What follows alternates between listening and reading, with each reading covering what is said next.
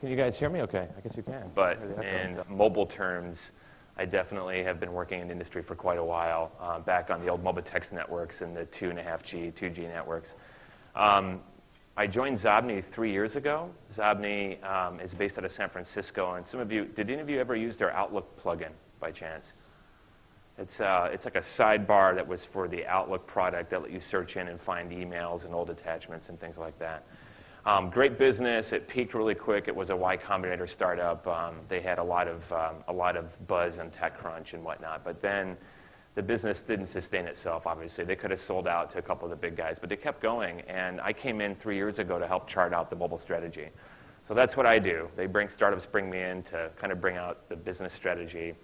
And what they wanted me to do was to define a roadmap and chart a strategy around mobile specifically, taking the relevance in our engine, extracting it and moving it to the cloud, and then rendering it out on mobile devices, and then commercialize it.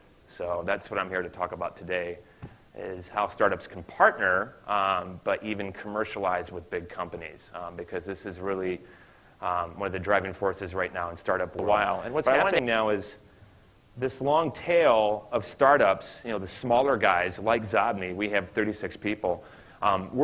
Those kind of companies are increasingly doing business with, with large companies and large OEM distribution partners. In our case at Xobni, we targeted the mobile carriers and the OEMs and then the platform providers, Google, Microsoft, and Apple, and Amazon right down the road here. So those are the kind of the big backers behind the ecosystem. So smaller startups with some of these niche innovative technologies are now being recognized. But we all know how this works. Basically, big companies don't seek out startups, right? It's the other way around. And startups need to bang pots and pans to become recognized and noticed and to stand out from the crowd. Make sure you've got a great lawyer. This is really, really important.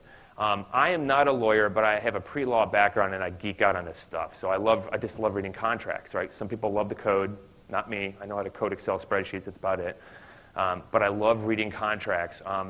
But I'm not a lawyer. And there's a lot of things in a contract that I know I don't understand. I'll never be able to fully grasp it like a lawyer. So make sure you've got someone who understands, especially these three things: liability, specifically limitation of liability, representations and warranties. That basically means what you have actually exists. It's true.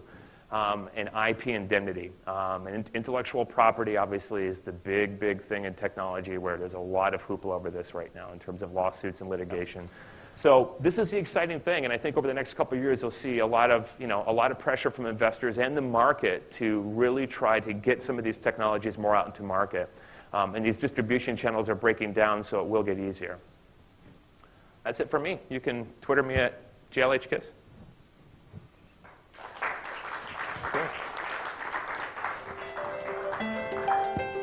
Any questions or?